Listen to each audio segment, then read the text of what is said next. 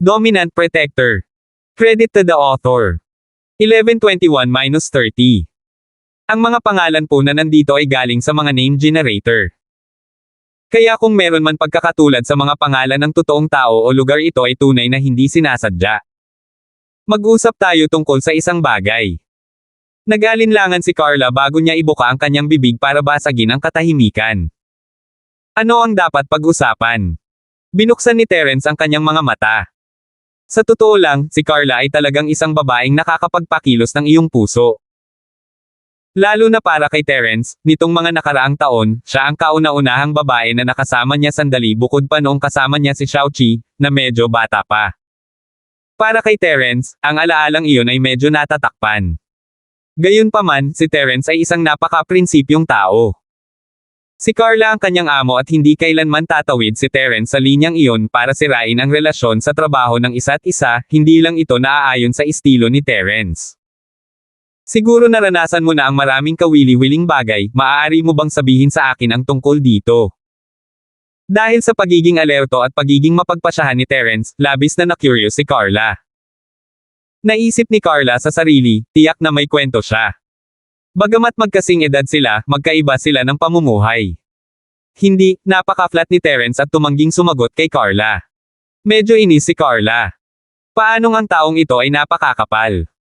Nang makitang nakapikit muli si Terence, tumayo si Carla at umikot. Nakakatamad na titigan ang poker face ni Terence. Huwag kang lalayo, hindi iminulat ni Terence ang kanyang mga mata, ngunit kinausap niya si Carla. Okay. Ngumuso si Carla at sinagot si Terence habang tumatakbo palabas ng kuweba. Hindi nag-abala si Terence na pigilan siya, walang napipintong panganib sa paligid. Hindi dapat mahanap ng mga armadong militante ang lugar ng napakabilis. Kaya hindi napigilan ni Terence si Carla na umalis. Gamaan ang pakiramdam ni Terence. Ito ang unang pagkakataon niyang mag-isa sa isang magandang babae, matagal nang pinigilan ni Terence ang kanyang pagnanasa. Unconsciously, nakaramdam siya ng kirot. Kahit na alam ni Terence ang pagkakakilanlan ni Carla, hindi niya maitatanggi ang mga biological effect tulad ng pagtaas ng tibok ng puso niya. Sa malapit na kagandahan, mahirap para sa batang kaibigan ni Terence na hindi mataranta. Mahirap para sa kanya na pakalmayan ang sarili, at hindi maganda ang epekto. Mahirap humanap ng magandang babae. Sa sandaling ito, ang kalagayan ng pag-iisip ni Terence ay hindi kalmado gaya ng pagkaraan ng 2 taon. Sa huli, isa rin siyang normal na tao. Ipinikit ni Terence ang kanyang mga mata para magnilay. Marahil ito ay dahil sa masyadong madalas na pakikipag-ugnayan kay Carla, ngunit sa ilang, isang malungkot na lalaki at babae, madaling mangyari ang mga pagkakamali. Isang bagay na gustong mangyari ni Terence, ngunit lohikal, kailangan niyang pigilan ang sarili. Bukod dito, malinaw na naisip ito ni Terence. Siya ang magpapatira para sa kanya, ang hiyas ng isang malaking pangalan ng pamilya, at ano ang kanyang katayuan. Bodyguard lang siya. Makipag-date sa isang prinsesa. Gaano hindi makatotohanan iyon?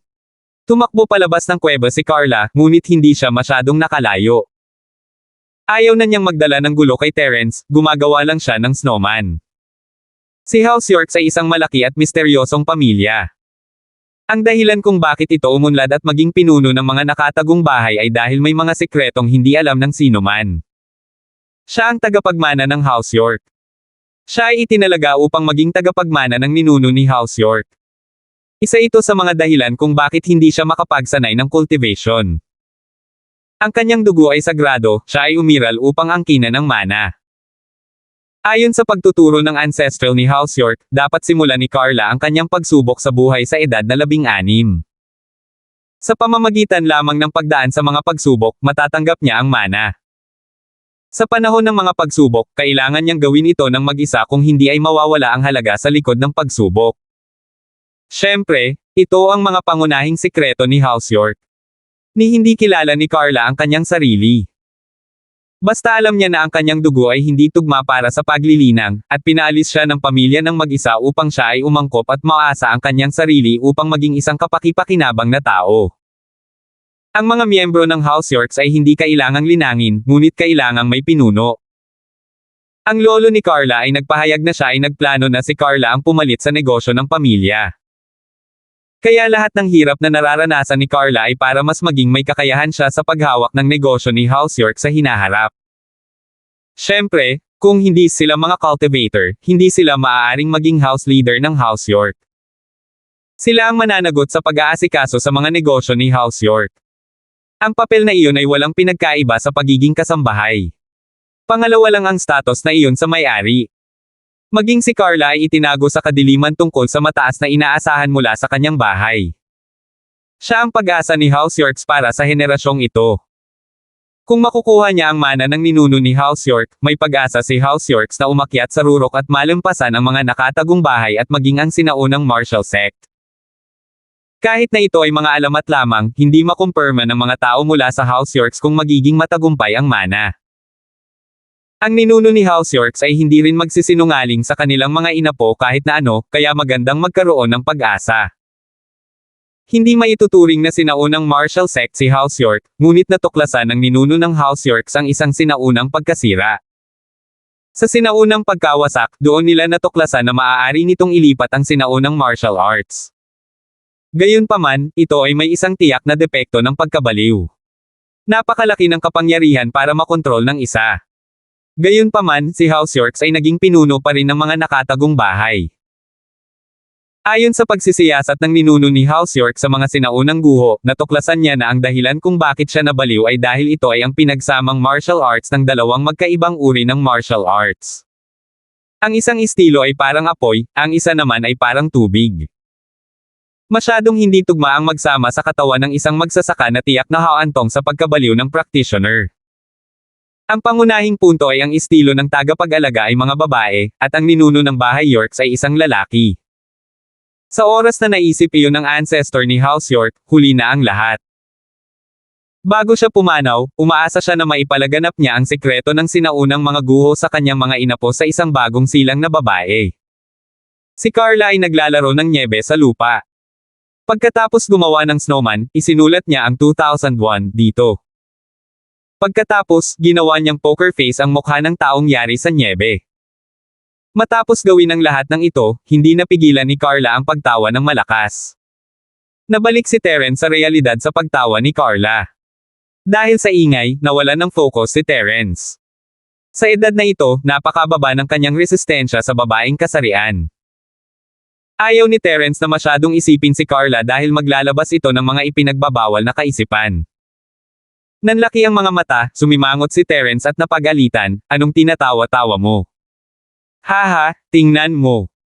Itinuro ni Carla ang kanyang nilikha habang nakatingin siya kay Terence sa mata. Lumabas si Terence sa kuweba para makita ang taong yari sa nyebe. Hindi niya maiwasang mapangiti. Hindi niya akalain na gagawa ng snowman si Carla, ito ay ang imahe.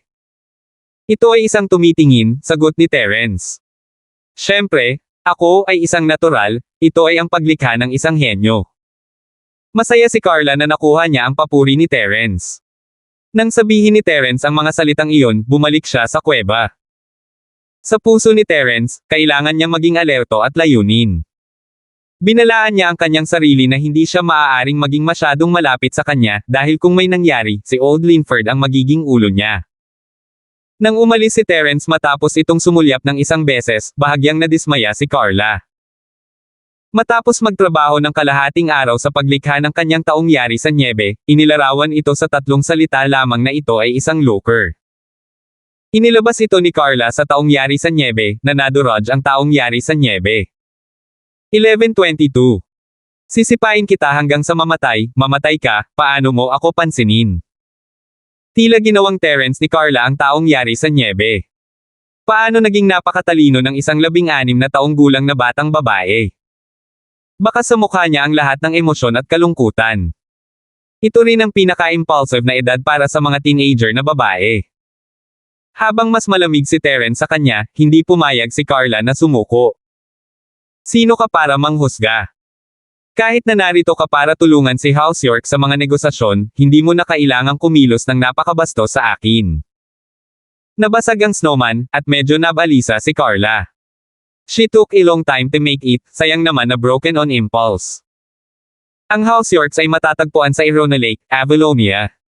Karaniwang hindi umuulan ng nyebe, at mas bihirang makakita ng bumabagsak na nyebe, kaya medyo kasiya siya.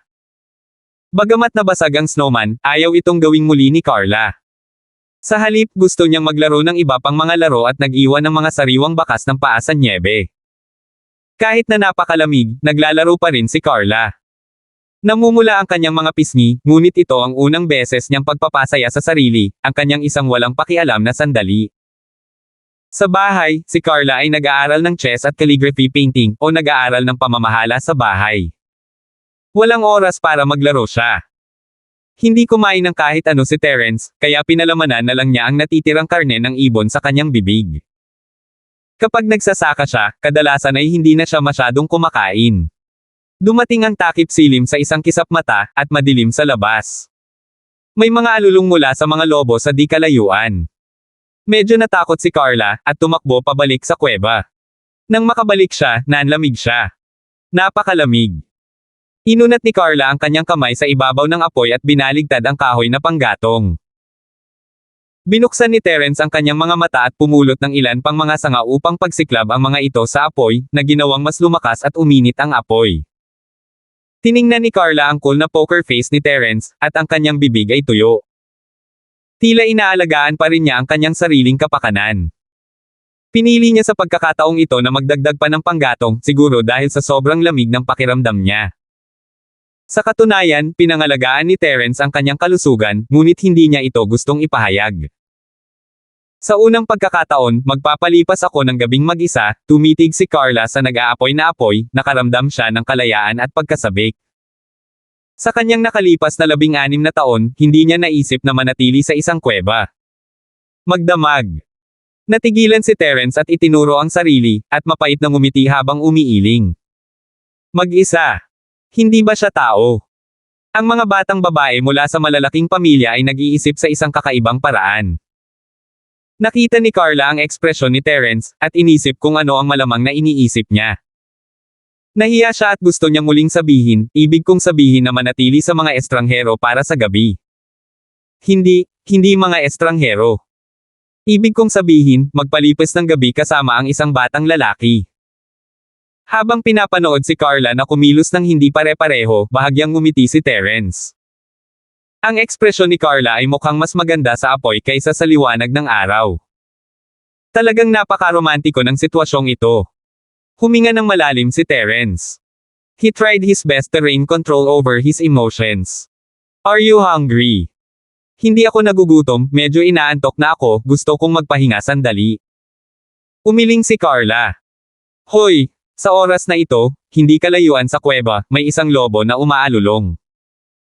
Sa araw ay napakalungkot, ngunit sa gabi, lahat ng uri ng mga hayop ay aktibo. Ako. Medyo natatakot ako, babantayan mo ako, di ba? Nagtago si Carla sa likod ng tumpok ng apoy habang siya ay umatras paatras. Siya ay isang 16 na taong gulang na batang babae. Kailan kaya siya makakaranas ng katulad na eksenang ganito? Sa katunayan, ang pagpapalipis ng isang gabi sa isang kuweba na may apoy ay medyo nakapagpapasigla at romantiko, ngunit kung mayroong isang halimaw sa malapit, kung gayon ang pagmamahalang iyon ay naging takot. May apoy, hindi papasok ang mga lobo, mahinang sabi ni Terence. Kung ang mga lobo ay hindi nagugutom, hindi sila lalapit sa apoy. Naranasan ni Terence na mabuhay sa ligaw, at natural na alam ito. Oh! Tumanggo si Carla. Hindi natutulog si Terence sa gabi, palagi siyang nasa meditative state of cultivation. Kaya kung mayroong anumang mga hayop na pumasok sa kuweba, maaaring tumugon ng mabilis si Terence upang patayin ang hayop. Umupo si Carla sa harap ng apoy at nakatulog. Pagod talaga siya. Siya ay palaging alerto kapag siya ay tumatakas, at pagkatapos ay ang kanyang oras ng laro sa hapon ay naubos ang kanyang pisikal na lakas. Kaya, hindi nagtagal at nakatulog si Carla. Hindi sigurado kung gaano nakatagal, hindi komportable si Carla. Nakaramdam siya ng lamig at nanginginig ang kanyang katawan. Napatay ba ang apoy? Binuksan ni Carla ang kanyang mga mata para magising. Ang bahagyang paggalaw mula kay Carla ay naging dahilan upang bumalik si Terence sa realidad mula sa paglilinang. Nang makita niyang nagising na si Carla, walang pakialam si Terence, at muling ipinikit ang kanyang mga mata. Napakalamig. Nilalamig na ako. Nakita ni Carla na hindi naapula ang apoy, ngunit nanginginig ang kanyang katawan. Muling binuksan ni Terence ang kanyang mga mata. Sa kakaibang tingin kay Carla, si Terence ay hindi nakaramdam ng lamig. Sa katunayan, ang apoy ay nagninangas pa rin. Napakainit ng pakiramdam ni Terence. Gayunpaman, dahil dito, naramdaman ni Terence na may mali. Anong nangyari sa iyo? Tumayo si Terence at pumunta sa gilid ni Carla. Napakalamig ko. Patuloy na nanginginig si Carla. Maingat na tiningnan ni Terence si Carla at nakita ang kanyang mukha na may kakaibang pamumula. Bigla siyang sumimangot at inabot at hinawakan ang noo niya. Nakaramdam ng lamig at hindi komportable si Carla, ngunit gising siya. Nang dumampi ang kamay ni Terence sa kanyang noo, biglang nanginig ang katawan ni Carla. Kumalat sa buong katawan niya ang walang katulad niyang kahihiyan at pintig ng puso. Napakainit. Sumimangot si Terence, hindi inaasahan na nilalagnat si Carla sa oras na ito. Kung iisipin, sa maghapon, halos buong hapon ay naglalaro si Carla sa snow. Siguradong nilalamig siya sa oras na iyon. Sa oras na iyon, walang pakialam si Terence, ngunit iyon ay isang pagkakamali. Si Carla ay hindi isang practitioner kaya habang ang malamig na panahon ay maaaring hindi makaapekto kay Terence, ito ay hindi pareho para sa isang ordinaryong tao. Normal para sa kanila ang pagkakaroon ng sipon. Biglang nagkaroon ng pangangailangan si Terence. Bukod sa gamot sa pinsala, wala siyang dalang ibang gamot. Ang mga karaniwang ginagamit na gamot ay inilagay lahat sa bagahe ni Carla. Maging ang kanyang mga pilak na karayom ay nasa bagahe. Kahit na ang mga medikal na kasanayan ni Terence ay pinakamataas, hindi mahalaga sa sitwasyong ito. Ang malamig na lagnat ay hindi madaling malutas sa pamamagitan ng masahe. Kung mayroon siyang pilak na karayom sa kamay, maaari lang niyang aisil ang ilang acupuncture point para bumaba ang lagnat. Malamig. Si Carla ay nagsimulang manginig ng husto. Panay ang pagbangga ng kanyang mga ngipin sa isa't isa. Saglit na nag-alinlangan si Terence, at may ilang panloob na pakikibaka sa kanyang desisyon. Gayunpaman, ang pagmamasid kay Carla na nanginginig ay nagpasya sa kanya. Tumingkayad si Terence at huminga ng malalim, pagkatapos ay iniunat ang kanyang mga braso para yakapin siya. Sana, ito ay sapat na upang makatulong na iligtas siya. 11:23. Natulala si Carla saglit. Ito ang unang pagkakataon na niyakap siya ng isang lalaki ng sobrang higpit. Sa sandaling ito, mainit at ligtas ang pakiramdam ni Carla. Sa taglay na kagandahan sa kanyang mga bisig, si Terence ay hindi si Lane Zaiwi, na pinagkadalubhasaan ang kakayahang maging immune sa mga pagnanasa ng tao. Ang tanging magagawa ni Terence ay subukan ang kanyang makakaya upang pigilan ang kanyang sariling mga pagnanasa. Sinubukan niyang patuloy na paalalahanan ang sarili na ginagamot niya si Carla para hindi niya samantalahin ang mahina. Ngunit ang mahabang gabi ay mahaba, isang malungkot na lalaki at babae sa isang mainit at matalik na kapaligiran. Sa ilalim ng gayong mga kalagayan, mahirap pigilan pa ang isang bagay. Sa unang pagkakataon sa loob ng 16 na taon, si Carla ay nagkaroon ng napakagandang pakiramdam sa unang pagkakataon. Ang malalawak na braso ni Terence ay nagbigay sa kanya ng walang limitasyong init, at si Carla sa kalaunan ay nahimatay. Sa oras na magising siya, naramdaman ni Carla na hindi na siya giniginaw muli. Sa halip, ito ay isang napakakasiya siyang pakiramdam ng init. Warm, sobrang komportable ang pakiramdam niya. Ang pakiramdam na ito ay naging dahilan upang siya ay medyo nag-aatubili na humiwalay, at siya ay medyo nahihiya at napahiya. Kung tutuusin, nasa yakap siya ng isang kakaibang lalaki. Dati, hindi akalain na ganito ang kinikilos ni Carla, ngunit ngayong nangyari na ito, ayaw na niyang bumitaw. Ganito ba ang pakiramdam ng nagmamahal sa isang tao? Si Carla ay labis na nalilito. Sa nakalipas na 16 na taon, blanko ang kanyang buhay pag-ibig. Ang layunin ng pakikipag-ugnayan sa mga socialites na ito sa high society ay upang ang kamara ay makapagtakda ng arranged marriages. Pagkatapos, magkakaroon ng higit na kontrol si House York. Napakasensitibo ng pangunawa ni Terence. Nang magising ang dilag, agad itong naramdaman ni Terence. Iminulat niya ang kanyang mga mata at bumulong, gising ka na ba? Ano ang pakiramdam mo? Ako. Nilalamig pa ako. Pagsisinungaling ni Carla. Hindi niya alam kung bakit siya nagsisinungaling, pero alam niya. Namumula ang mukha ni Carla, ngunit sa kabutihang palad ay madilim. Sa ilalim ng kulay ng apoy, ang kanyang mukha ay kinulayan na ng pula, kaya hindi siya natatakot na makita ni Terence. Inabot ni Terence at hinawakan ang noo ni Carla. Naramdaman niyang nasa normal na temperatura ng katawan iyon, tulala pa rin siya. Bumaba na ang temperatura ni Carla, paano ito malamig? Nawala na ba ang lagnat niya?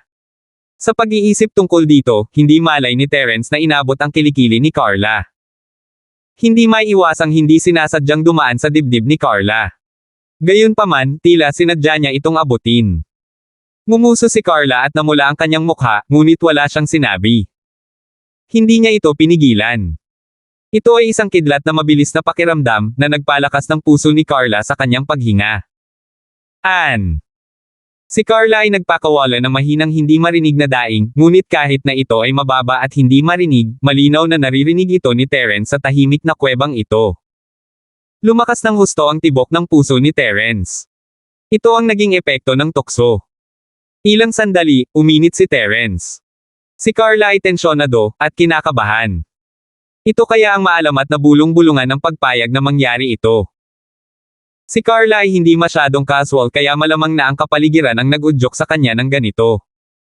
Walang alinlangan, si Terence ay isang lalaking nagpaibig sa kanya. Ito ang unang lalaking pumasok sa puso niya. Ang impresyon ni Carla kay Terence ay walang alinlangang napakasama sa simula.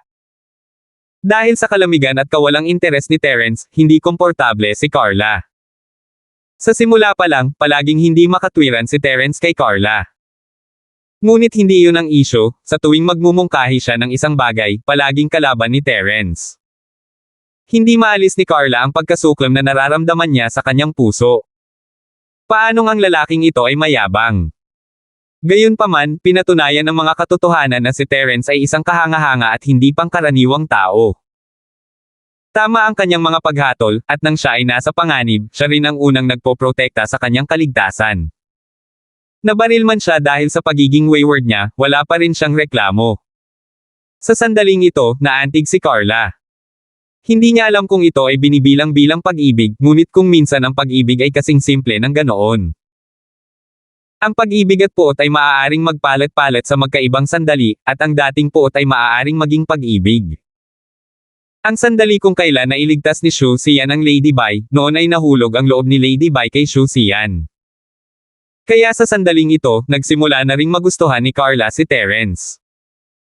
Siguro at the age of 16, hindi pa mature ang feelings niya so there was a feeling of daring to love and hate, regardless of the consequences. Nakalimutan ni Carla na may pamilya siyang sumusuporta sa kanya. Nakalimutan niya ang mga inaasahan ni House Yorks para sa kanya. Gusto niyang manatili sa kasalukuyan, at sa sandaling iyon, nais niyang manatili sa mga bisig ni Terence. Dahil dito, naging masaya at payapa ang kanyang isip. Gayunpaman, humiwalay ang kamay ni Terence sa oras na ito. Nabigo si Carla, gusto niyang magpatuloy si Terence, ngunit hindi niya ito masabi. Hawakan mo ako. Nilalamig ako. Muling umubo si Carla. Ang salita ni Carla ay lalong nagpalito kay Terence, ito ay naging medyo malabo sa kanya. Walang pakialam si Terence kung nanlamig si Carla o hindi, ngunit niyakap niya ito ng mahigpit. Lumakas ang paghinga ng dalawang tao, mainit at mabigat. Pumikit si Carla at mukhang kinakabahan. Ito ay walang alinlangan na nakakapagpainit ng puso para kay Terence. Sa pagtingin sa bibig ni Carla, si Terence ay nagkaroon ng salpok na lumipat para sa halik. Bahagyang nagdikit ang mga labi ng dalawang tao. Hahawakan na sana nila, tapos may narinig silang mga lobo na umaangal. Agad na nabawi ni Terence ang kanyang kalmado. Tumangala siya at lumabas ng kuweba. Sa ilalim ng takip ng kadiliman, may mga kislap sa abot tanaw. Ito ang mga mata ng mga lobo. Nakahinga ng maluwag si Terence. Binitawan niya ang katawan ni Carla. Halos gumawa siya ng malaking pagkakamali. Kung may nangyari ngayon, natapos na sana ang karera ni Terence. Ang pagkakaroon ng relasyon sa employer ay isang bagay na hindi mapapatawad. Walang sinasabi kung paano siya parurusahan ni Old Linford. Papasok na ang mga lobo, mahinahong sagot ni Terence. Binuksan ni Carla ang kanyang mga mata. Nawala ang kislap sa kanyang mga mata. She took the initiative, pero parang hindi siya gusto nito. Talagang nabalisa ba ang kanyang sandali ng isang grupo ng mga lobo? Mga hanggal na lobo, sira na lobo. Bubuutin ko ang iyong mga mata para sa pagbuburo. Sinimulan itong ibulong ni Carla sa kanyang sarili. Inangat niya ang kanyang ulo upang tingnan ang isang grupo ng mga lobo na naghihintay sa kanila sa labas. Natakot siya sa dami ng mga lobo. Bakit ang daming lobo? Mayroong hindi bababa sa 24 na lobo dito. Sa pagtingin sa mga lobong ito, nakalimutan ni Carla ang banta ng paggamit ng kanilang mga mata upang mag-ferment bilang alak. Ipinulupot niya ang kanyang mga braso kay Terence, natatakot ako. 11:24. Palihim na natawa si Terence. Ngayon lang, mahina ang boses ni Carla, ngunit hindi ito nakaligtas sa tenga ni Terence. Gayunpaman, walang sinabi si Terence. Ang sitwasyon noon ay talagang awkward, at si Terence ay may mga sakit ng ulo na kailangan niyang lutesin. Halos hindi na siya makatiis. Nagawa niyang mag-react sa nick of time, pero may magagawa pa ba siya? Walang alinlangan, mas close silang dalawa kaysa dati. Maghintay tayo, hindi nila dapat gustong pumasok sa kuweba, mahinang sabi ni Terence. Gayunpaman, ito ang tanging kaliwan kay Carla. Sa kanilang sitwasyon, walang tiwala si Terence na madaig ito. Ito ay mga gutom na lobo, maaaring hindi sila makinig sa kanilang instinct at atakihin ang biktima dahil mahirap para sa mga lobo na maghanap ng pagkain sa panahong ito. Kung isa o dalawang lobo lang, baka matuto silang umatras. Gayunpaman, ang kasalukuyang sitwasyon ay hindi magiging madali.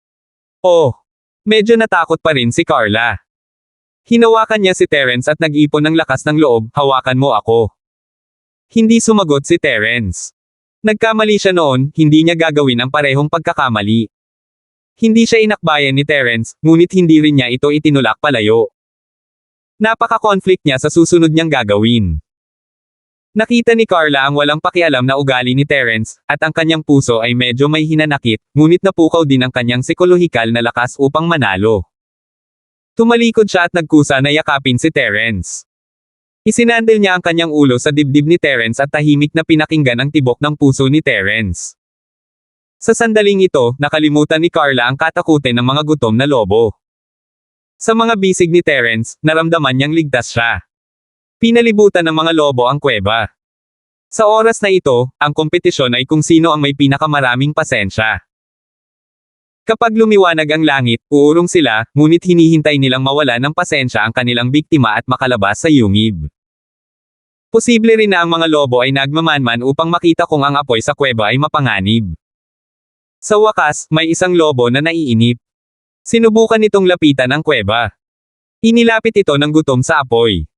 Kung walang makakain, magugutom lang. Nakita ni Carla ang eksenang ito at hindi napigil ang mapasigaw, hindi mo ba sinabi na hindi sila ng ahas na pumasok? Ang isang nasulok na aso ay tatalon sa dingding kapag siya ay nababalisa, lalo pa ang isang gutom na lobo. Medyo napangiti si Terence, minamaliit niya ang katapangan nitong kalapit na lobo.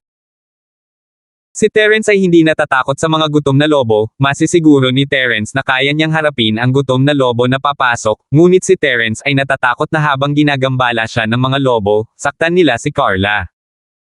Imposibleng pumatay ng napakaraming lobo ng sabay-sabay.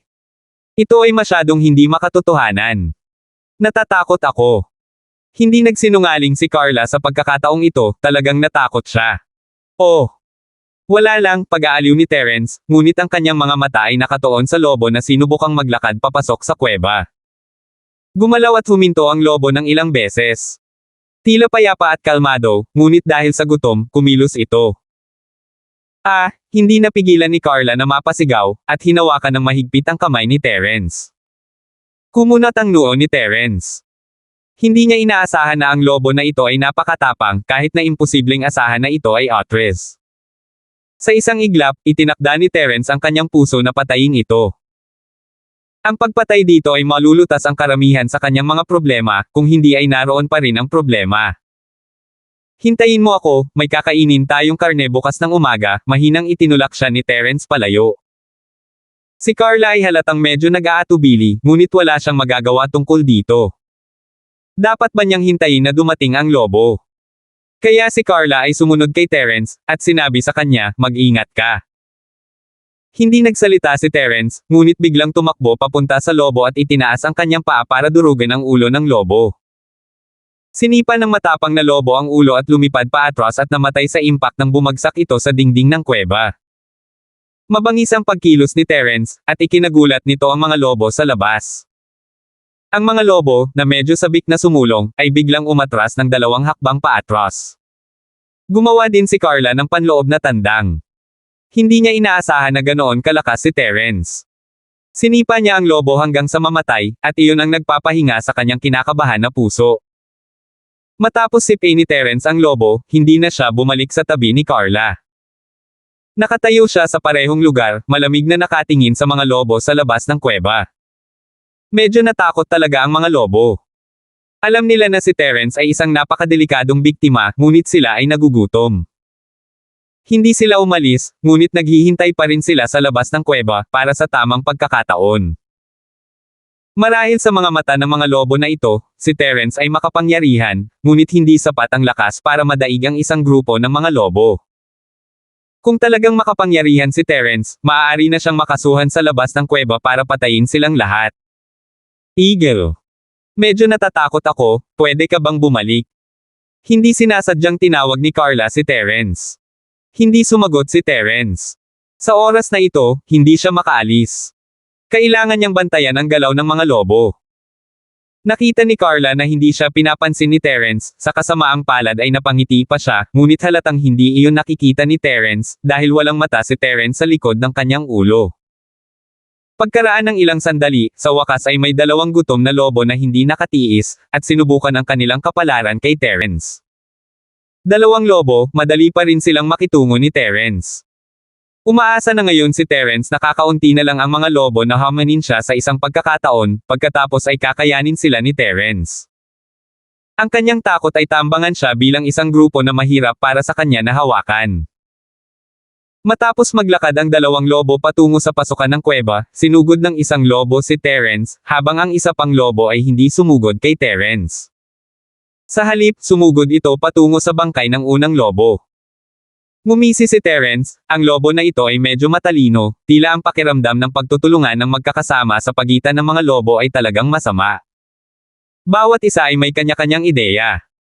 Sa orihinal, ang 2 lobo ay haharap sa kaaway ng magkasama, ngunit ang isa sa kanila ay nagkaroon ng hindi pagkakasundo at binago ang kanilang landas. Pinuntahan nito ang katawan ng isa pang lobo at umatras. Ang lobo ay isang mahilig sa game na hayop, at walang pag-aalinlangan sa pagkain ng sarili nitong miyembro. Sa halip na harapin ang isang mahirap na biktima, tulad ni Terence, pinili nitong pumunta para sa mas madaling opsyon ng namatay na kapwa miyembro nito. Ngunit paano hahayaan ni Terence na magtagumpay ito? Sinuntok ni Terence ang paparating na gutom na lobo, at pagkatapos ay sumugod siya para durugin ang sakam na lobo na humihila sa katawan. Ang katalinuhan ay maaaring nakapipinsala, si Terence ay ngumisi ng kaunti, itinambak ang mga katawan ng 3 lobo, at malamig na tumingin sa mga lobo sa labas ng kuweba.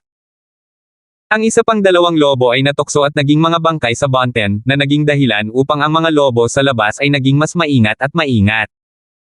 Muli silang umatras pabalik, ngunit hindi pa rin umalis sa lugar. Hindi inaasahan ni Terence na ang grupong ito ng mga lobo ay magiging matyaga, ngunit sa sandaling ito ay may mahabang panahon pa hanggang madaling araw. Si Terence ay maaaring tumayo roon upang harapin ang mga lobo, oras ang magsasabi kung sino ang may higit na pasensya. Walang problema si Terence sa pagtayo roon, umaasa lang siya na ang mga lobo ay katumbas aalis din kalaunan. 11:25. Pagkaraan ng ilang sandali, ang mga lobo ay nakaramdam ng pagkainip, ngunit hindi pa rin nila piniling umalis. Sa halip ay pinili nila ang sama-samang pagkilos. Sa gitna ng mga lobo, malinaw na mayroong isang nangungunang lobo. Pagkatapos nitong yumangal sa mga lobo, ang mga lobo ay sabay-sabay na sumugod patungo sa yungib. Biglang nagulat si Terence. Hindi niya inaasahan na magiging organisado ang mga lobo. Bago makita ang 2 lobo na hindi gumagana ng maayos, naisip ni Terence na ang mga lobong ito ay kusang nagtutulungan. "Ewo!" sigaw ng pinuno ng lobo. "Magtago ka sa likod ko." Huminga ng malalim si Terence, hindi niya kayang iwan si Carla mag-isa. Kahit na si Carla ang taong dapat niyang protektahan at ang kanilang relasyon ay hindi na katulad ng dati. Hindi siya kayang talikuran ni Terence. "Okay. Medyo natatakot pa rin si Carla, ngunit pagkatapos marinig si Terence, tumayo pa rin siya at nagtago sa likod ni Terence, paprotektahan mo ako, tama? Tumango si Terence. Ngumiti si Carla at niyakap si Terence mula sa likod ni Terence. Napakatapang na galaw, karaniwang hindi siya maglalakas loob na gawin iyon. Ngayon, ginawa niya ito ng natural, sa kapaligirang ito, posible na gumawa ng isang bagay na hindi nila nang ahas na gawin noon. Hindi pa niya nalilinis ang mga lobo na tumatakbo, kaya silang dalawa ay nakulong ng mga lobo. Sa pag-iisip ng sitwasyong ito, sinabi ni Terence kay Carla, bitawan mo ako. Hindi. Si Carla ay muling itinulak ni Terence, habang nag-aatubili siyang umiling. Natigilan si Terence, tumalikod siya at binuhat si Carla na nakakuyong sa kanya na parang alimango. Hindi naging mahirap para sa kanya na gawin ito. Ay nalalayan siya nito gamit ang kanyang kamay sa kanyang puwitan. Ang antas ng timbang na iyon ay hindi mahirap para kay Terence. Ang pakikitungo sa mga lobo sa ganitong paraan bagaman, ay medyo mahirap pa rin. Ngunit si Terence ay mayroon pa ring libreng kamay at paa, na sapat na upang harapin ang mga pag-atake ng mga lobo. Nagulat si Carla sa biglaang paggalaw ni Terence, ngunit nakaramdam ng saya ang kanyang puso. Bitawan na pala niya para may akap siya. Wala nang oras si Terence para magpaliwanag dahil sumugod na ang mga lobo. Ipikit mo ang iyong mga mata. Sabi ni Terence kay Carla habang sumusuntok. Ang pakikitungo sa mga hayop na ito ay hindi isang malaking bagay para kay Terence. Noong bata pa si Terence, madalas siyang nakikipaglaro sa pangangaso kasama si Galten sa ilang. Pareho silang bubugbugin ng mga baboy ramo at lobo na walang hubad na mga kamay at paa. Hindi sila matatalo sa mga bundok. Ang mga lobong ito ay hindi nagbigay galang kay Terence. Ang dahilan kung bakit sinabihan ni Terence si Carla na ipikit ang kanyang mga mata ay dahil ayaw ni Terence na takutin si Carla. Pupunta siya sa isang pagpatay na nangangahulugan na magkakaroon ng maraming dugo na anak. Sunod-sunod ang pagluluksa at hiyawan ng mga lobo. Ang mga gutom na lobo ay nakaplaster sa mga dingding at lupa ng kuweba. Sa isang kisap mata, kalahati ng grupo ng mga lobo ang napatay at nasugatan. Sa wakas ay hindi makastandby ang pinuno ng lobo. Pongol ng hudyat ng pag-urong, mabilis silang lumikas sa kuweba, at sa isang kisap mata ay tumakbo sila sa malayo. Sa kanilang pananaw, si Terence ay isa ng likas na kaaway. Imposibleng matalo sila. Kung nanatili sila, kamatayan lamang ang naghihintay. Kaya naman pinili nilang tumakas. Bueno, maaari mong buksan ang iyong mga mata, sabi ni Terence. Natapos na. Umubo si Carla at binuksan ang kanyang mga mata. Tumalon siya nang makita niya ang mga katawan ng mga lobo, pinatay mo silang lahat. Ang ilan ay tumakas, kung gusto ni Terence na patayin silang lahat, hindi ito mahirap. Gayunpaman, ang paghawak kay Carla ay naghigpit sa kanyang mga galaw, kaya kailangan niyang iligtas ang mga lobong iyon. Sa katunayan, si Terence at ang mga lobong ito ay hindi nagtatanim ng anumang puot. Kumilos sila sa biktima sa pamamagitan ng likas na hilig. Hindi napigilan ni Terence ang sama ng loob sa isang grupo ng mga hayop. Pinatay niya ang dapat patayin, na sapat na para kumain siya kasama si Carla sa loob ng ilang araw. Hindi kinakailangan na patayin ang lahat ng mga lobo. Alam kong paprotektahan mo ako ng walang pag-aalinlangan. Ngumiti si Carla ng matamis at masaya. Kung patay ka na, wala akong maibibigay, alam ni Terence ang kahulugan sa likod ng salita ni Carla. Hindi maaaring hayaan ni Terence na umunlad pa ang kanyang sitwasyon sa labas ng kanyang kontrol, kaya prangka siya. Nagdilim ang tingin kay Carla, nagpout siya at hindi nagsalita. Inilagay ni Terence si Carla sa lupa, bagamat ayaw bitawan ni Carla ang leeg ni Terence. Ngunit si Terence ay nakasquatting na sa kalagitnaan kaya ang kanyang pagkakabit doon ay naging walang kwenta para sa kanya na patuloy na kumapit. Ayaw magpatalo ni Carla, kaya tumigas ang hawak niya kay Terence. Sa half-squatting posture ni Terence, mahirap mapanatili kahit para sa mga ordinaryong tao. Pagkaraan ng ilang sandali, nagsimulang makaramdam ng pananakit ang kanyang mga binti, ngunit kinaya pa rin ni Terence. Mas madali ito kaysa sa tindig ng kabayo na ginawa niya noong bata pa siya. Sa huli, sa wakas ay hindi na nakayanan ni Carla, at binitawan niya si Terence. Reklamo niya, napakawalandiya mo. Walang sinabi si Terence. Bumaling siya upang harapin ang mga katawan ng mga lobo sa yungib, at itinambak ang mga ito. I want to go to the bathroom. Biglang sabi ni Carla. Oh, lalabas na ako, tumalikod si Terence at naglakad palabas ng kuweba. Hindi, kailangan kong lumabas, dito tayo nakatira, sabi ni Carla.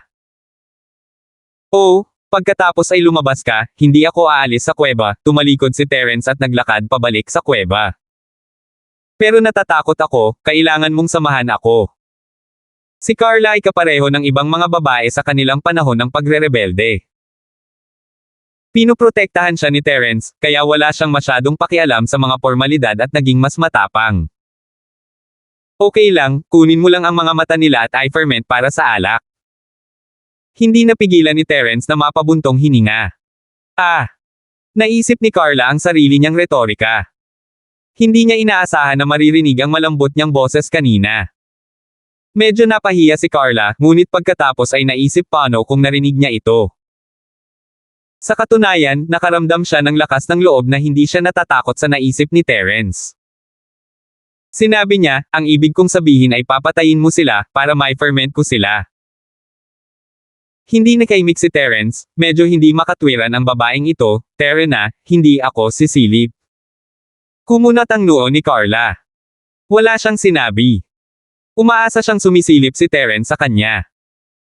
Kahit na medyo nahihiya siya, kahit papaano ay makikita nito na interesado si Terence sa kanya. Sa labas ng kuweba, nakakita si Carla ng ugat ng puno upang itago ang sarili, kinalas niya ang kanyang pantalon, at nagsimulang umihi. Namula siya, habang lumilingon kay Terence. Natuklasan niya na hindi man lang ito nakatingin sa direksyon niya, sa katunayan ito ay kabaligtaran ng direksyon sa kanyang sarili. Medyo nadismaya itong si Carla. Wala ba talaga siyang nararamdaman para sa kanya? Sa katunayan, buong atensyon ni Terence ang tunog ni Carla. Ito ang nagpabilis ng tibok ng puso ni Terence, gusto niyang ibaling ang ulo para tingnan, ngunit hindi niya magawa. 11:26. Linford's his heart was a bit entangled. Bagamat marami na siyang nagawang misyon noon, 16 na taong gulang din siyang binatilyo. Ang sabihing wala siyang nararamdaman para kay Carla ay panlilin lang sa sarili. May mga damdamin, ngunit hindi ibig sabihin na magagawa niya ang kanyang nararamdaman. Huminga ng malalim si Terence at pinigilan ang pagnanasang lumingon sa likod. Tumingin siya sa malayo at tahimik na naramdaman ang paggalaw sa malapit. Ang mga lobo ay tila umalis ng mas malayo dahil wala silang lakas ng loob na manatili. Itinaas ni Carla ang kanyang pantalon, at hinugasan ang kanyang mga kamay gamit ang snow sa lupa, pagkatapos ay tumayo upang maglakad pabalik sa gilid ni Terence. Tapos na ba? Balik na tayo. Naramdaman ni Terence si Carla na naglalakad pabalik, kaya nagtanong siya. Well, pero ayoko nang bumalik sa loob. Gusto mo bang samahan kita sa pasukan ng kuweba para makita ang mga bituin? Nagtanong si Carla, mas maliwanag ang langit dito kaysa sa lungsod, at mas marami kang makikitang bituin. Okay, hindi tumanggi si Terence. Naramdaman niyang may mga bagay na dapat pag-usapan kapag kausap niya si Carla. Dapat malinaw na sinabi ang kanilang relasyon. Nakaupo sina Carla at Terence sa pasukan ng kuweba, at sa pag-aapoy ng apoy sa likuran nila, hindi sila nakaramdam ng sobrang lamig. Araw ba ng mga puso? Unang nagsimula si Carla. Medyo naiinis siya sa pagiging mapurol ni Terence. Kung hindi niya pa simulan ang pag-uusap, siya ay magiging tulad ng isang kahoy na tao, at uupo doon ng walang sinasabi. Oo. Parang lumipas na. Tanong ni Terence. Ito ang pinakakasiya siyang at pinakamasayang araw ng mga puso na ginugol ko. Hindi pinansin ni Carla ang pagiging mapurol ni Terence, at nagpatuloy, sa aking 16 na taong gulang na araw ng mga puso, sa palagay ko natagpuan ko ito, ang taong gusto ko.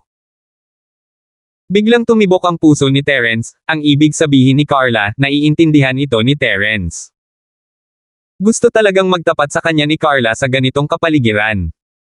Bagamat tila ito ay isang magandang bagay, hindi ito iniisip ni Terence. Kinailangan niyang kumilos ng desidido, dapat niyang patayin ang hindi sinasabing pag-ibig na ito sa duyan. 16 na taong gulang ka pa lang, masyado pang bata, at hindi mo alam kung ano ang pag-ibig. Sa ganitong kapaligiran, marami tayong naranasan na magkasama. Baka nagkamali ka ng akala na ito ay pag-ibig, ngunit hindi.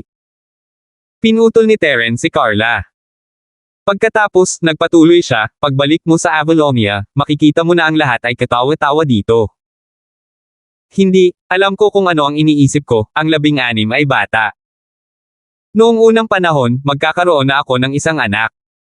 Not to mention you are only 16 years old. Bakit mo ako le-lecture? Sabi ni Carla na may halong galit. Nadismaya siya dahil pinutol ni Terence ang kanyang pag-amin. Ganun ba? Pagkatapos ay maaari mong ipagpatuloy ang pag-uusap tungkol dito, walang magawa si Terence sa pag-aatubili ni Carla habang iniisip niya kung paano siya kumbansihin. Eagle, gusto kita. Sa wakas ay sinabi ni Carla ang isang pangungusap na matagal nang nananatili sa kanyang puso.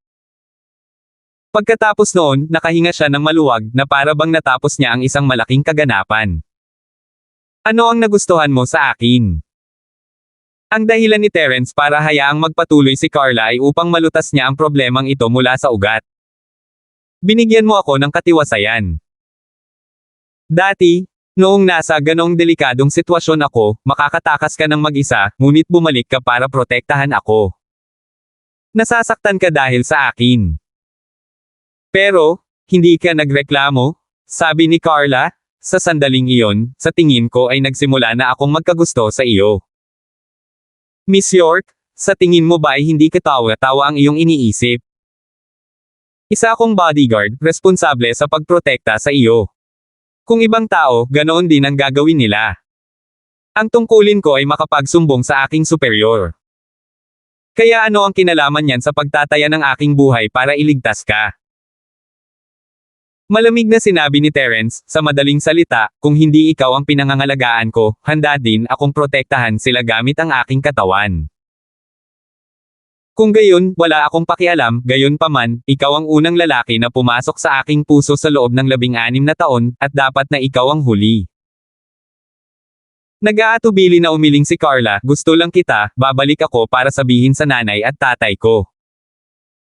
Hihilingin ko sa kanila na makipag-ugnayan sa mga superior mo para makapunta ka at partikular na protektahan ako. O sige, hihintayin ko ang araw na iyon, puno ng kumpiyansa si Terence. Kung siya ay mga tauhan ni Thomas, maaaring isipin niya na magiging problema iyon, ngunit siya at si Thomas ay pantay. Tinulungan lang ni Terence ang departamento ni Thomas na gumawa ng isang bagay, ngunit imposibleng sabihin na inutusan siyang gawin ito. Hindi sumuko si Carla, kung hindi iyon gagana, hihilingin kong samahan mo ako tuwing may outdoor mission. Well, kahit anong gusto mo. Walang magawang paliwanag ni Terence, ngunit ang gusto kong sabihin sa iyo ay hindi maaaring magkaroon ng ganitong pag-ibig ang mga tulad ko. Maaari akong mamatay anumang oras, hindi ko maibibigay ang gusto mo. Kung matalino ka, dapat kang sumuko ng mas maaga at iyon ay makakabuti para sa iyo at sa akin. Hindi sumusuko. Hindi ako papayag na gumawa ka ng ganitong mapanganib na trabaho sa hinaharap. Maaari kang magbitiw, at partikular na protektahan ako. Mayabang na sabi ni Carla. Ay, sige. Hindi kita gusto, may girlfriend ako. Wala talagang choice si Terence, kundi linlangan siya. Natahimik si Carla. Ang paliwanag ni Terence ay nagparamdam sa kanya ng labis na pagkabalisa. Kung tinanggihan lang ni Terence ang kanyang pag-ibig, walang pakialam si Carla, ngunit sinabi ni Terence na mayroon na siyang kasintahan. Anong pag-asa ang mayroon siya? Okay, huwag na nating pag-usapan ito, nakita ni Terence na natahimik si Carla at bigla siyang nakahinga ng maluwag. Tila ang kanyang sariling mga salita ay may epekto na gusto niya. Hindi. Biglang sumigaw si Carla, nagsinungaling ka. Di ba sabi mo noon, hindi ka pwedeng magmahal ng ganito? So saan galing ang girlfriend mo? Well. Hindi inisip ni Terence na hindi pare-pareho ang kanyang mga dahilan, at biglang naging awkward. Sa sitwasyong ito, mas lalo niyang ipinagtanggol ang sarili, parang kasinungalingan lang. Umiwas ng tingin si Terence at piniling huwag pansinin si Carla. Pagkaraan ng ilang sandali, nakita ni Carla na hindi siya pinansin ni Terence. Carla compromised, okay, huwag na nating pag-usapan yan, iba na lang natin pag-usapan. Okay. Pag-usapan ng tungkol saan? Tanong ni Terence. Pag-usapan kung paano mo ginugol ang iyong nakaraang araw ng mga puso. Tanong ni Carla. Kung hindi ko ito papansinin, hindi ko malalaman kung anong araw ang araw. Ni hindi ko alam na kahapon ay araw ng mga puso. Ito ay pareho para sa akin araw-araw. Kapag wala ako sa misyon, saka ako nananatili sa bahay, mahinang sabi ni Terence, napaka-boring ba? Sa totoo lang, boring akong tao. Sa ganoong paraan. Ngayong araw ng mga puso, sa tingin mo ba ito ay espesyal? Tanong ni Carla. Di ba sabi mo, wag mong pag-usapan ang topic na ito? Hindi nalinlang si Terence. Oh. Tapos ikukwento ko sa iyo ang mga nakaraang kwento ko. Nadama ni Carla na dapat maunawaan ni Terence ang kanyang nakaraan. Marahil kapag natapos na siya, sasabihin ni Terence ang kanyang sariling kasaysayan, kung hindi, ito ay isang mahirap na lugar upang ihinto ang isang pag-uusap. Tama. Okay. Mahinang tumugon si Terence. Noong bata pa ako.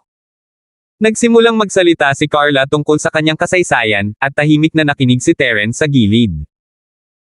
Nakinig siyang mabuti para maintindihan ang nakaraan ng dalaga. Ngunit syempre, ang mga bagay na ito ay may baon lamang sa kaibuturan ng kanyang puso.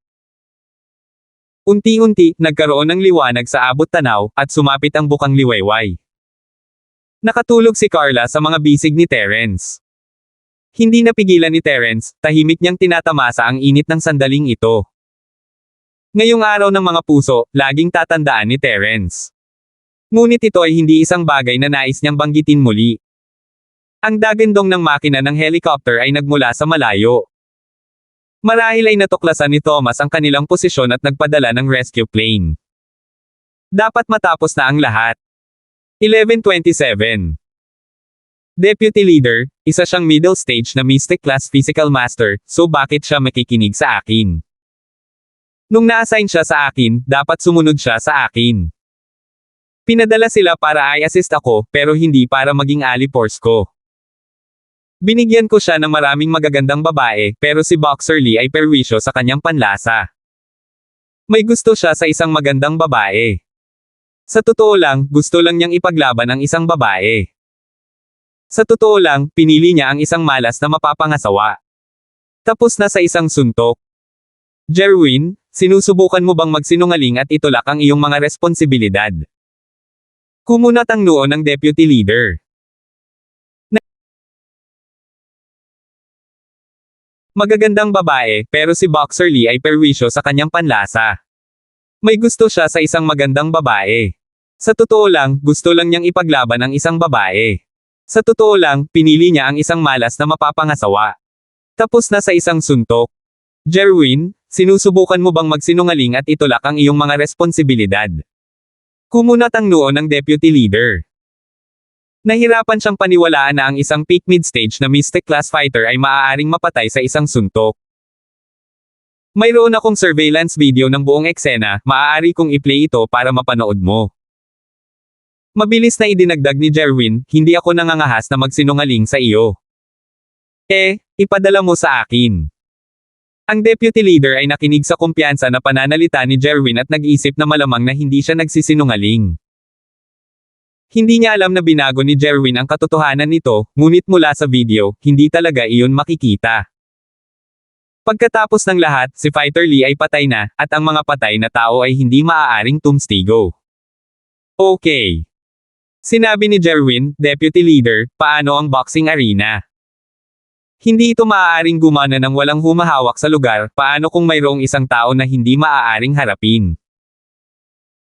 Makatiyak kang ihaharap ko ito sa pinuno, at imbestigahan kung sinong master ang ipapadala para suportahan ka sa lalong madaling panahon. Sinabi ng deputy leader, ngunit maaari mo ring imbestigahan, ano ang background ng taong pumatay kay Fighter 51. At ano ang kanyang lakas?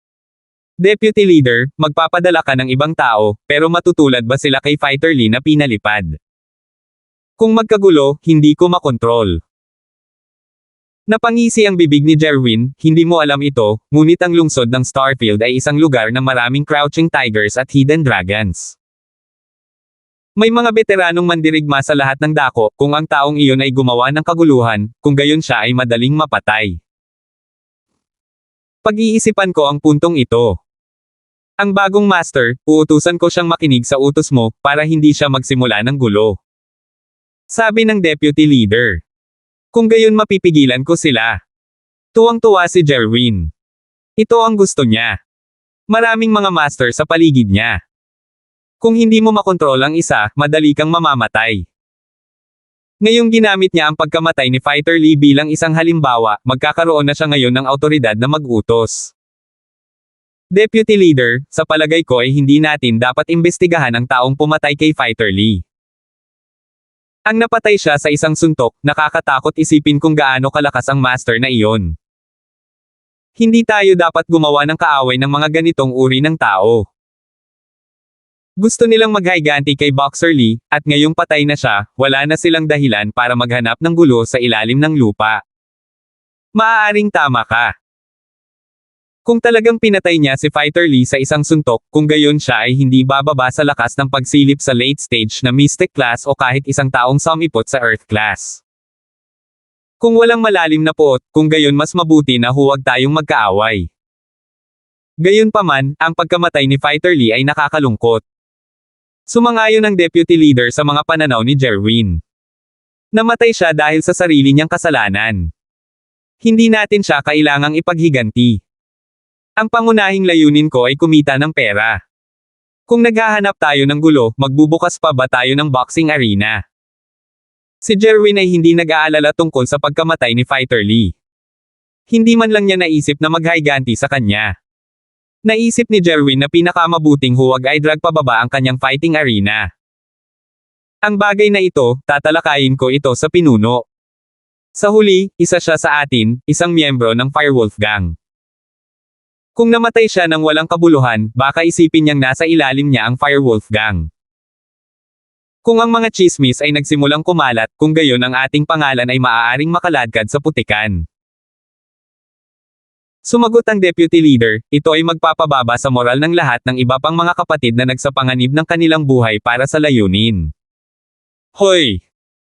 Kung gusto mong mag-imbestiga, pagkatapos ay deputy leader mas mabuting magpadala ng mas maraming eksperto para mag-imbestiga. Hindi ako nangangahas na lumampas sa hakbang. Alam mo, ako ay isang ordinaryong tao lamang, hindi ako maaaring sumali sa pakikibaka ng isang master. Talagang ayaw ni Jerwin na pukawin ang isang kaaway para kay Fighter Lee. Siya ay isang napakasigla at gwapong lalaki. Mayroon na siyang 2 kidney. Masasabing isa siyang kumpletong tao. Nagpapatakbo din siya ng matagumpay na negosyo araw-araw. Bukod sa ginawa niyang asawa si Cheryl, walang mahihiling si Jerwin. Sa makatuwid, ayaw lang ni Jerwin na labanan ang mga master na iyon. Sige, maaari kang tumutok sa pagpapatakbo ng underground boxing arena. Lahat ng iba pang usapin, tatalakayin ko ito sa pinuno. Sabi ng deputy leader. Ibaba ang telepono, sa wakas ay nakahinga ng maluwag si Jerwin, tila matagumpay niyang naalis ang responsibilidad sa kanyang mga balikat. Dahil walang ebidensya kung sino ang gumawa nito, itinulak niya ang mga pagkakamali kay Fighter Lee. Para naman kay Fighter Lee, nagagawing may bahay niya si Claire, hindi ito tinutulan ni Jerwin, ngunit kasalanan ni Fighter Lee ang hindi pagsisiyasat sa background ni Claire. Isang Jerwin ang tumawag sa telepono at tinawagan si Looper. Master Jerwin, hinahanap mo ako. Magalang na tanong ni Looper. Oo, hayaan mo akong bigyan ka ng babala. Sinabi ko sa deputy leader ang tungkol sa sitwasyon kay Fighter Lee. Ngayon, kailangan mong itugma ang aming mga pahayag. Inulit ni Jerwin ang sinabi niya noon, pagkatapos ay nagsabi, kung may narinig ka, sabihin na pressure iyon ng mga nakatataas. Huwag kang mag-alala Master Jerwin, minarkahan ko na ito. Tumango si Looper, at pagkatapos ay sinabi niya ng may labis na paghanga, Master Jerwin, ang galing mo talaga. Kaya ngayon mas maraming masters ang ipinadala dito para utusan mo sila. Oh, iyon nga. Ang paggawa ng mga bagay sa aking arena, inaasahan lamang na sila ay dapat kong kontrolin, naramdaman din ni Jerwin na siya ay napakatalino. Hindi lang inakala ng deputy leader na siya ang may pananagutan, kundi pati na rin, nagpapadala sila ng mas maraming manlalaban para utusan niya. Oo, para kay Claire, mas mabuting magpadala ka ng isang tao para ipaalam sa kanya at kay Galten na kasalanan lahat ito ni Fighter Lee. Wala itong kinalaman sa underground boxing natin. Kung patay na si Fighter Lee, sana hindi niya maintindihan kung ano ang gagawin mo sa ilalim ng boxing. Naiintindihan ko si Master Jerwin. Bakit hindi natin siya bigyan ng pera, na kadalasang nalulutas ang mga bagay-bagay? Naunawaan ni Looper ang mga pamamaraan ni Jerwin. Masyadong malakas ang Galten na iyon, sa isang suntok, mapapabagsak niya si Fighter Lee. Ang mga ganitong uri ng mga tao ay hindi maaaring pabayaan. Kung hindi siya masaya balang araw, masisira na lang niya ang lahat sa kanyang underground boxing. Okay. Kaya muna, winagayway ni Jerwin ang kanyang kamay para makaalis si Looper. Matapos malutas ang lahat, umalis si Jerwin sa kanyang underground boxing arena. Oras na para bumisita siya sa Pablo ngayon. Pagkatapos ng huling insidente, hindi pa rin siya opisyal na bumisita sa Pablo. Kahit anong mangyari, nakatutok pa rin siya kay Cheryl. 11:27. Marami siyang nalokong babae sa parehong paraan. May mga dalagang estudyante at dalaga, ngunit hindi nasiyahan si Jerwin. Naiisip pa rin niya na mas magaling si Cheryl sa lahat ng paraan. Ginugol niya ang kanyang kabataan sa paglaki kasama niya, sa pamamagitan ng kanyang hindi mabilang na mga karanasan, napagtanto niya ang kanyang pagmamahal para sa kanya. Uncle Pablo, ako si Jerwin. Inilabas niya ang kanyang telepono habang dinadial niya ang numero ng telepono ni Pablo. Kalalabas lang niya sa underground arena at sumakay sa kanyang Ferrari. Oh, Jerwin. Anong problema? Tanong ni Pablo sa tonong hindi interesado. Pagkatapos ng kanyang huling pagkikita kay Jerwin, wala siyang magandang impresyon sa kanya. Napakalungkot na alalahanin kung paano sinubukan ni Jerwin na samantalahin siya kapag kailangan niya ng tulong. Uncle Pablo, nasaan ka? Gusto kong magbigay ng respeto. Tanong ni Jerwin. Nasa opisina pa ako sa trabaho. Napaka-busy ko. Hindi mo ako kailangang bisitahin. Kung may kinalaman sa negosyo, maaari mo itong sabihin sa akin sa telepono, malinaw ang saloobin ni Pablo. Ayaw niyang makipagkita kay Jerwin. Hindi siya nakaramdam ng kasiyahan dito. Sa halip ay isinumpa niya, Pablo kang matandang lobo, kung hindi dahil kay Terence, bumagsak na sana ang mga industriya ng Pablo. Sa tingin mo makakapagtrabaho ka pa? Manatili ka lang sa bahay at mamatay. Hindi naman seryoso. Naisip ko lang na matagal ko nang hindi nakilala si Uncle Pablo. Kaya naisipan kong magtanong tungkol sa iyong kapakanan, magalang na sagot ni Jerwin. Hindi pa niya sinisira ang kanyang katayuan kay House Charlton. Kahit na hindi siya nagustuhan ni Pablo, hindi iyon masyadong nakaapekto sa kanya. Kung iyon lang, salamat sa tawag, patuloy ni Pablo, marami akong kontratang pipirmahan, kung wala na, ibababa ko na ang tawag. Uncle Pablo, regarding that last incident, I really wanted to help you. Kahit hindi ka pumayag sa mga terms ko, palihim kong inililipat ang pondo ko para tumulong sa iyo. Nang malapit na akong makialam, nabawi ni Terence ang kapangyarihan niya. Kaya nga ako nahuli.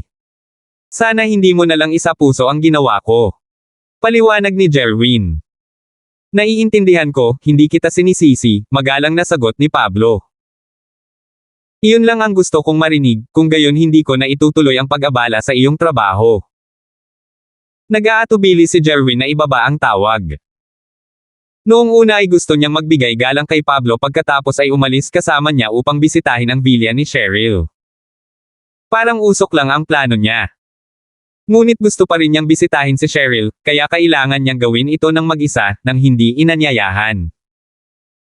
Hindi inaasahan ni Terence at ng kanyang mga miss na bibisita si Jerwin sa ganitong oras. Tila mula nang nasa panganib si House Charlton, gustong samantalahin ni Jerwin ang sitwasyon para mag-propose kay Cheryl. Alam ito ni Terence at gayon din si Cheryl. Ang tanging dahilan kung bakit hindi humingi ng kabayaran si Terence kay Jerwin ay dahil ang kanyang mga aksyon ay walang anumang nakakapinsalang epekto.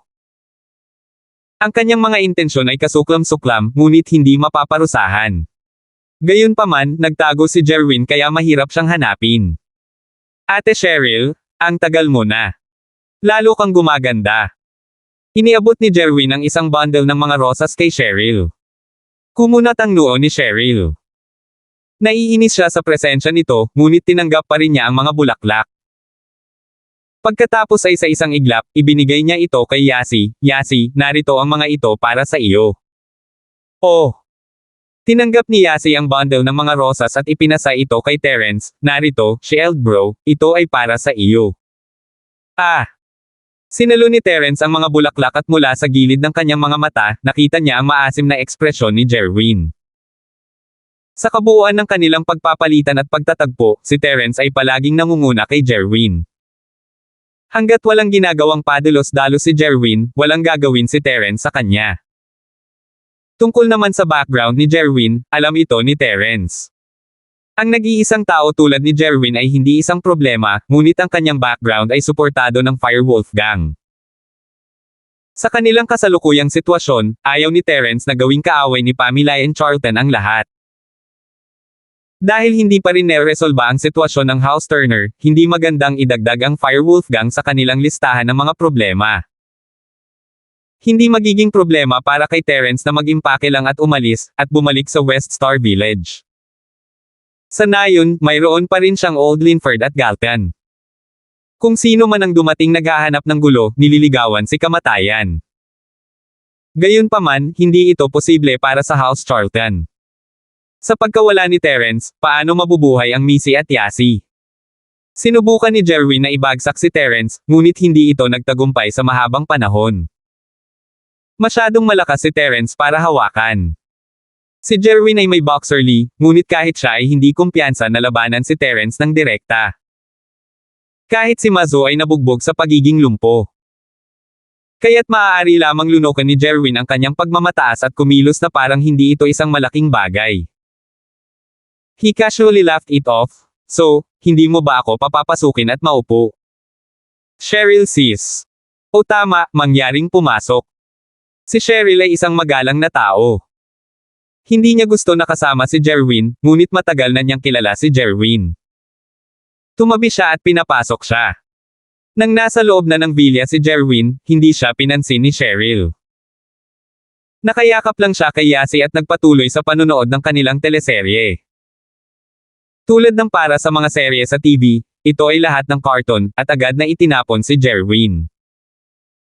Hindi pa niya napanood ang mga palabas na ito noon, kaya walang mga karaniwang interes na mapag-uusapan. Wala silang pagkakatulad. Hahaha. Humalaklak sina Cheryl at Yasi habang pinapanood nila ang kanilang mga cartoons. Sumimangot si Jerwin. Nakakatawa ba yon? Ibinaba niya ang kanyang pride at nagpatuloy sa panunood kasama ang mga ito. Alam niyang kapag humarang siya, papagalitin siya. Kaya lang niyang maghintay hanggang matapos ang palabas. Kahit ilang sandali lang na manood, hindi maintindihan ni Jerwin ang plot. Nang may lumabas na comedic scene, pinili niyang pagtawanan ang eksenang may kakaibang karakter. Habang tumatawa siya, napagtanto ni Jerwin na siya lang ang tumatawa. Natahimik sina Cheryl at Yasi. Siya yung tumatawa. Nakakamatay na nakatingin sa kanya si Yasi at agad na pinigilan ni Jerwin ang kanyang pagtawa. Tumingin siya ng masama kina Cheryl at Yasi. Anong tinatawa-tawa mo? May problema ba sayo? Tanong ni Yasi. Ibinaba ni Jerwin ang kanyang ulo dahil sa kahihiyan. Nang sa wakas ay natapos na ang cartoon, pinatay ni Cheryl ang TV. Kinuha iyon ni Jerwin bilang pagkakataon na magsalita. Cheryl sis, malapit na ang weekend, ano ang plano mo? Pinapayagan ka bang lumabas para magsaya? Oo. May plano kaming lumabas, masasabi ni Cheryl kung saan patungo ang usapan. Natatakot siya na anyayahan siya ni Jerwin at Yasi na lumabas para sa long weekend. Haha, balak mo rin lumabas. I was thinking of the same. Let's join up. My dad has a vacation agency at Stonegate City. I could have them arrange our travel plan. Ang layunin ng pagbisita ni Jerwin ay anyayahan si Cheryl na magbakasyon. 11:28. Marami siyang nalokong babae sa parehong paraan. May mga dalagang estudyante at dalaga, ngunit hindi nasiyahan si Jerwin. Naiisip pa rin niya na mas magaling si Cheryl sa lahat ng paraan. Ginugol niya ang kanyang kabataan sa paglaki kasama niya, sa pamamagitan ng kanyang hindi mabilang na mga karanasan, napagtanto niya ang kanyang pagmamahal para sa kanya. Uncle Pablo, ako si Jerwin. Inilabas niya ang kanyang telepono habang dinadial niya ang numero ng telepono ni Pablo. Kalalabas lang niya sa underground arena at sumakay sa kanyang Ferrari. Oh, Jerwin. Anong problema? Tanong ni Pablo sa tonong hindi interesado. Pagkatapos ng kanyang huling pagkikita kay Jerwin, wala siyang magandang impresyon sa kanya. Napakalungkot na alalahanin kung paano sinubukan ni Jerwin na samantalahin siya 11:27. Si Jerwin ay naniniwala na ang pag-ibig ay dumarating sa panahon kapag ang dalawang tao ay nagtagal ng magkasama, ang kanilang damdamin para sa isa't isa ay lalago. At kaya patuloy niyang sinusubukan na lumikha ng mga sitwasyon para sa kanyang sarili. No need to worry, we're doing a driving tour on our own, pagtanggi ni Cheryl. Pinlano na niya ito kasama sina Yasi at Terence. Sila ay magde-drive sa beach sa gabi kapag ang kanyang kumpanya ng gamot ay naglabas ng bagong produkto. You're driving, ha? Hindi inaasahan ni Jerwin na pinili na nilang mag-drive tour na dismaya ito. Iniisip pa nga niyang dalhin siya sa isang banyagang lugar na romantiko, ngunit mukhang hindi na iyon posible. Gaano kalayo ang maaari mong makuha sa isang kotse, pagkatapos ng lahat? But fine. If she wanted to do something close, susundin niya ang plano niya. Mukhang nakaka-relax yan, sasama ako sa inyo. Kung may kailangan kayong tulong, pwede akong tumulong, tulad ng pagdadala ng mga luggage bag at mga ganyan. No need, we have shield bro, and you're too weak. Wala kang ang dalawang kidney, hindi mo magagawa ang mga bagay na iyon, ayaw ni Yasi kay Jerwin. May bago akong kidney ngayon, normal na akong tao ngayon. Mabilis na nagpaliwanag si Jerwin, nag-aalala na baka isipin ni Cheryl na ang pagkawala ng kidney niya ay makakaapekto sa kanilang buhay sex sa hinaharap. Sasama kami sa mga kaklase, kaya hindi lang kami ni Yasi. Hindi magiging convenient sa amin kung sasama ka, pagtanggi ka agad ni Cheryl. Kumunat ang noo ni Jerwin, hindi niya akalain na gagawin din ito ni Cheryl sa mga kaklase niya, pero ayaw pa niyang sumuko. Ito ay isang pagkakataon. Ayos lang, ano naman dito, magde-drive din ako kasama si Tyson, at maglalaro tayo ng mag-isa, paano naman? Gawin mo ang gusto mo, mahinang sabi ni Cheryl. Walang dahilan para tanggihan siya kapag sinabi niya iyon. Was she supposed to restrict his movements or something? Maaari siyang maglaro kahit saan niya gusto hanggat hindi ito makagambala sa kanya. Ito ay isang deal kung gayon. Kailan kayo aalis, saan kayo pupunta? Maghahanda muna ako, nakangiting sabi ni Jerwin, masaya na sinabi ni Cheryl na oo. Sa beach, aalis tayo sa ika-1 ng Mayo ng gabi, hindi ito itinago ni Cheryl, hindi ito lihim, at alam niyang hindi siya papayagan ng personalidad ni Jerwin na sumuko hanggat hindi niya naabot ang kanyang katalinuhan. Baka magpadala pa siya ng bubuntot sa kanya kapag hindi niya sinabi. Sige, ika-1 ng Mayo ng hapon ay darating kami ni Tyson sa iyong pintuan. Hindi akalain ni Jerwin na mabilis magsabi ng oo si Cheryl, baka gusto nitong sumama siya. Alam niya na malamig si Cheryl sa labas ngunit mainit sa loob, kaya natural lang na ipagpalagay niya ang mga bagay na ito. Sa posibilidad na iyon sa isip, siya ay lubos na nasa sabik. Siya ay nagpaplano na pumunta sa pag-usapan ang mga plano kay Tyson at tingnan kung paano niya ito dapat lapitan. Ngayong naabot na ang kanyang layunin, tumayo siya at nagpaalam, aalis sa villa. Cheryl, bakit mo sinabi sa kanya kung saan tayo pupunta? Natatarantang tanong ni Yasi habang nakatingin kay Cheryl. Ito ay para sa inyo ni Trixie na paglaruan. Kung walang antagonist doon, ano ang dapat ninyong gawin? Ngumiti si Cheryl. Oh, Cheryl, kaya napakasama mo rin. Napakurap si Yasi sa pagkaunawa. Kaya hinayaan niya si Jerwin para magdagdag ng saya para sa kanila.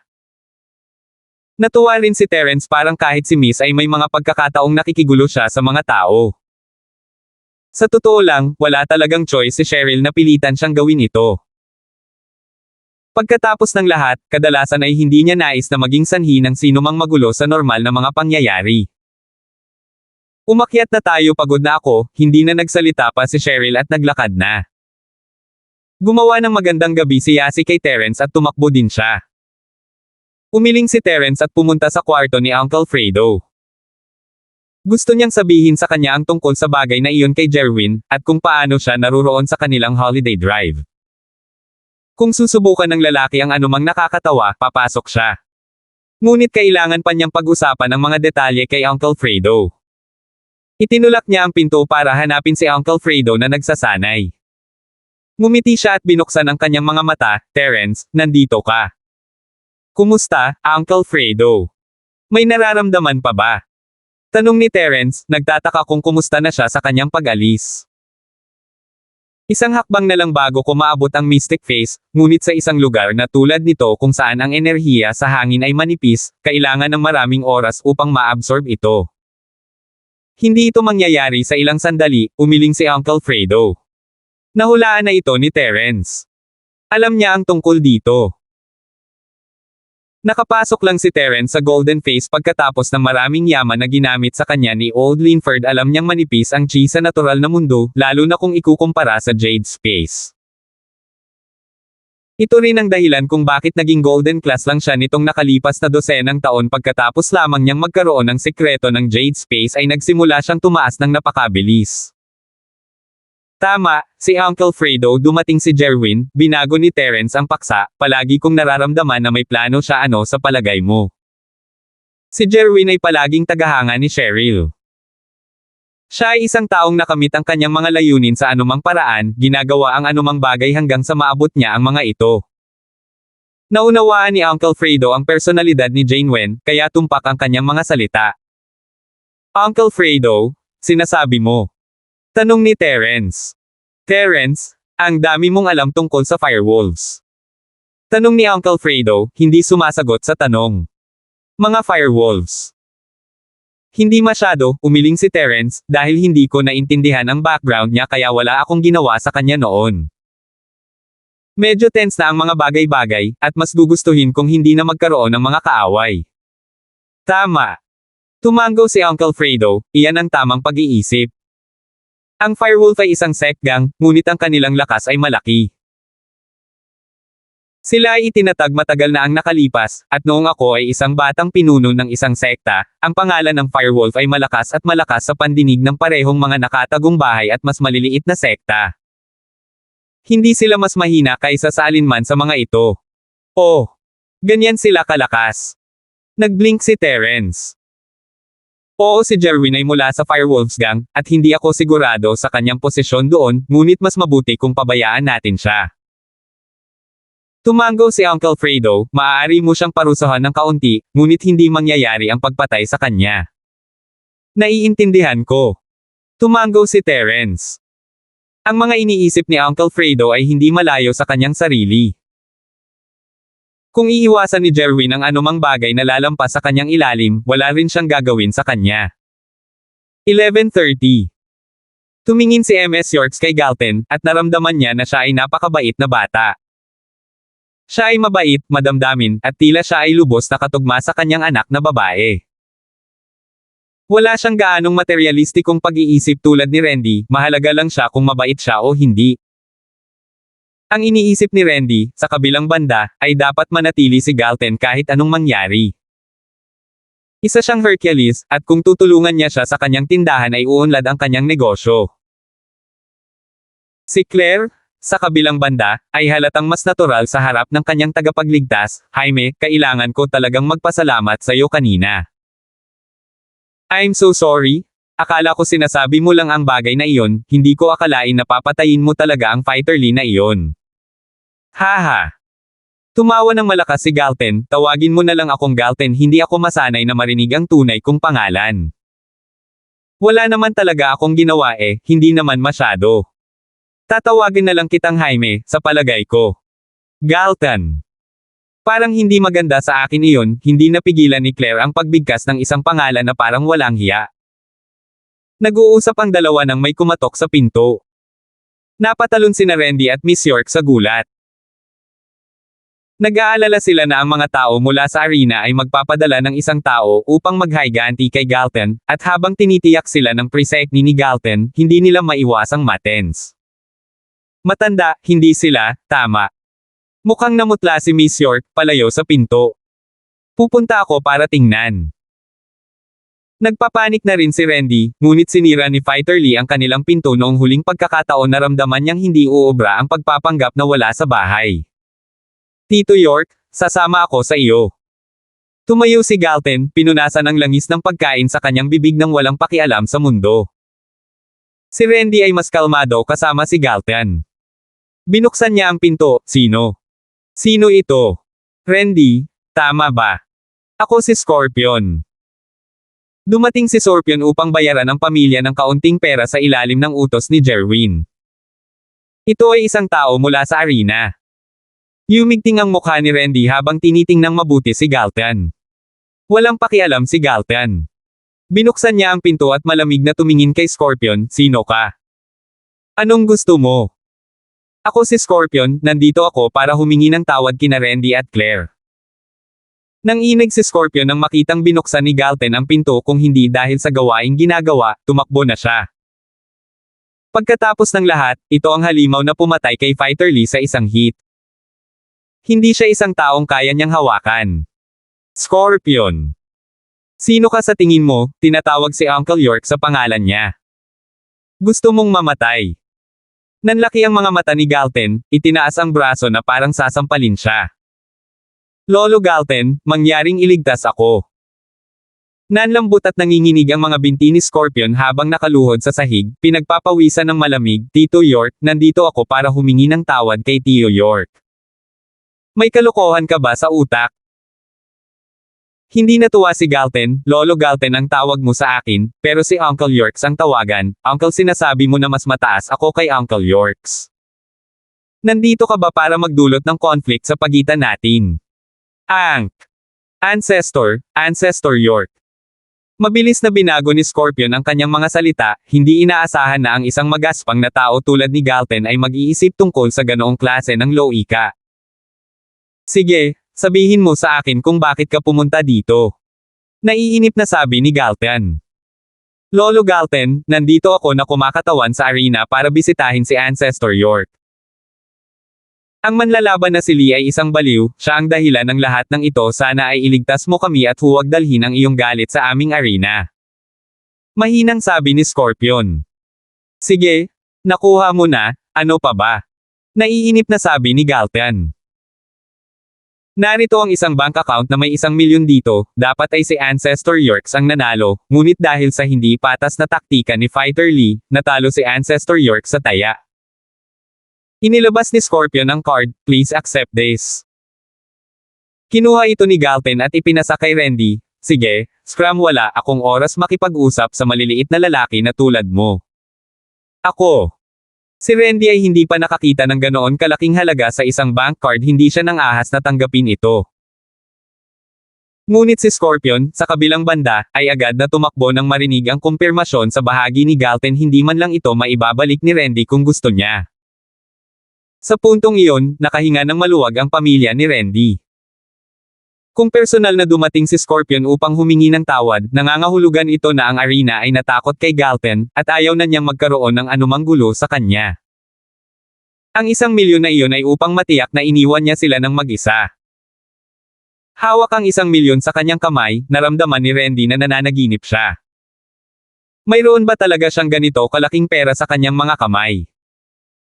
Hindi lang siya makakabili ng maayos na bahay, makakapagrente pa siya ng mas malaking espasyo sa palengke at mapapalaki ang kanyang negosyo. Ito ay talagang isang mapalad na pagliko ng kanyang mga hindi magandang pangyayari. Kahapon lang ay nakakunot ang noo niya at bumaantong hininga, at ngayon ay binobomba na siya ng lahat ng magandang kapalarang ito. 1 milyon. Mayroon akong 1 milyon. Nagsimulang tumawa si Randy habang hawak niya ang card. Ngunit hindi niya nalampasan ang 2 tawa ng agawin ito ni Claire. Anong ginagawa mo? Tumalon si Randy. Ang pera na ito ay dinadala sa pamamagitan ni Jaime, dapat ito ay sa kanya. Ibinigay ni Claire kay Galton ang card. Kunin mo ang card, nag-take ka ng malaking panganib para sa amin, dapat sa iyo ang perang ito. Ayoko. Napakamot ng ulo si Galten, nakangiti. Hindi ko kailangan ng ganoong kalaking pera. Dito ako nakatira, at mayroon akong pagkain at inumin, walang kwenta ang pera. Tama, dito nakatira ngayon si Lil, Galten, hindi niya kailangan ng pera. Claire, bakit ka ba bata?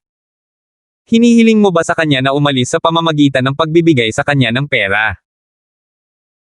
Pinandilatan ni Randy ang kanyang anak at binawi ang card, ito ay isang malaking halaga ng pera. Pinapanatili ko ito. Si Randy ay isang matako na tao, nakabawi na siya sa kanyang pagkabigla, at ngayong mayroon na siyang 1,000,000 sa kanyang kamay, syempre hindi niya ito ibibigay. A for all? Kung hindi siya gaaman, hindi sana siya nakikisali sa lahat ng arena business na iyon in the first place. Hindi alam ni Claire kung matatawa ba siya o maiiyak sa matako na tingin na iyon sa kanyang ama, pasensya na, ganyan ang tatay ko. Ayos lang, hindi naman talaga ako nagkukulang ng pera. Si Galten ay may makakain at maiinom ngayon, ang tanging layunin na hindi niya nakamit ay ang paghahanap kay Boss Terence. Hindi makakatulong sa kanya ang pera. Napabuntong hininga si Claire nang makita niya ang pagmumukha ni Galten. Mukhang wala talaga siyang pakialam sa pera, baka nasa awkward na posisyon siya kung hindi. Salamat po at sinamahan ninyo ako, ingat lagi mga master.